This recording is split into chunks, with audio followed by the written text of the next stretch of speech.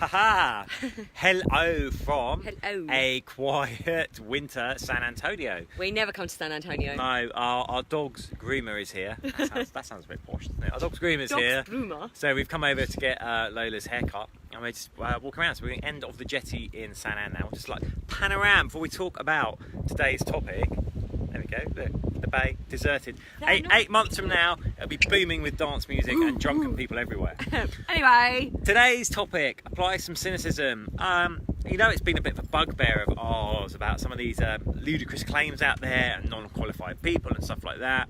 Interestingly, The Independent ran an article, or one of their journalists wrote an article about it's time to apply some regulation to the wellness industry. And these things Everyone would think we spend all this time together. I know. I actually saying the same words. So, listen, we're all in favour of trying alternative things, and you know, psychosomatic can work for people with certain things as well. But they had the example of the Goop, the website Goop, and in the US they've lost a lawsuit about the health benefits of yoni eggs, which I'm not going to delve into, quite literally. Look it up if you don't know what they are. But there's a pressure group in the UK that's reported the site, allegedly, to the Advertising Standards Authority for 113 potentially misleading statements. And basically the journalist writing this piece was like, we need to start making the industry accountable. And it's true, it's like the Wild West out there, so on a multitude of levels as well. So we're going to start at the basic one, is just like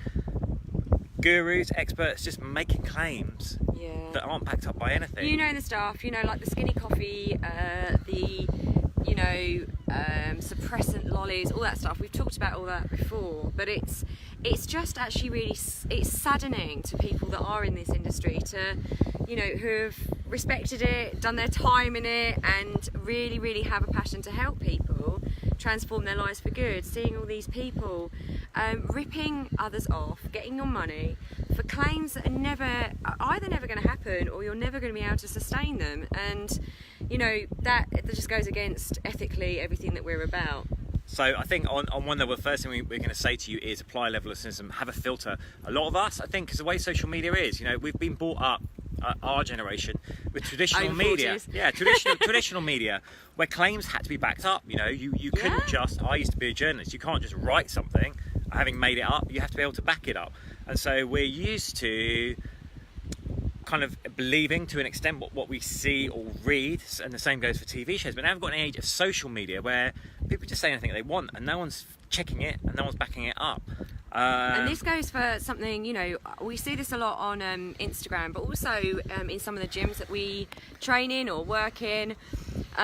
You know, we see, and we love the fact that people are getting healthier and fitter, and it's become more mainstream. This is really great that people are moving their bodies.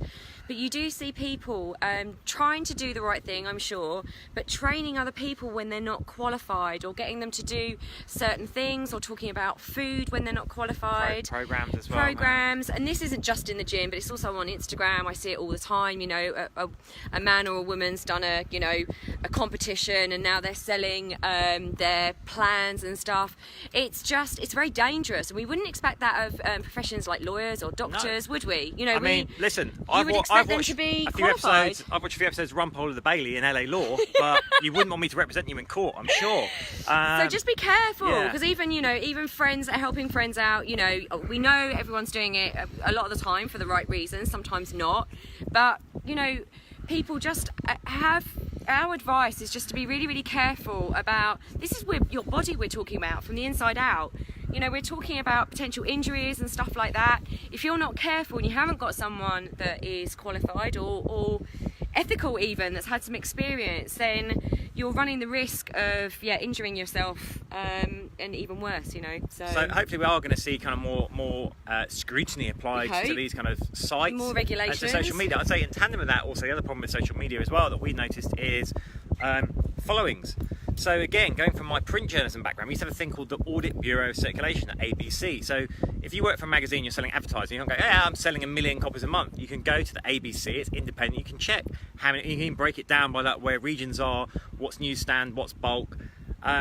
Social media, I've seen PTs that their account's been shut down because they've bought loads of followers, they open a new account, literally 3 weeks after I opened it, they've got 40,000 followers again, supposedly, and you know, no one's checking this, and people are just like blind to it. They're like, oh, this person's got 50,000 followers, they must know what they're on about.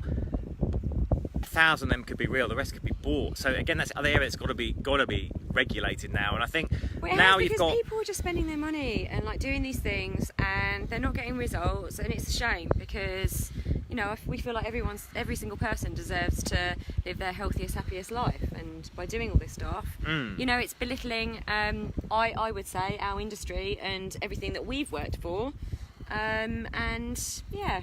That's it, really. Yes, to end it on a positive note, it's amazing that there's so much information out there and so many resources, but just apply a bit of common sense to it, and apply your filter, basically. Apply a filter. All right, lots of love. Lots of love, have a great week. Gorgeous San Antonio.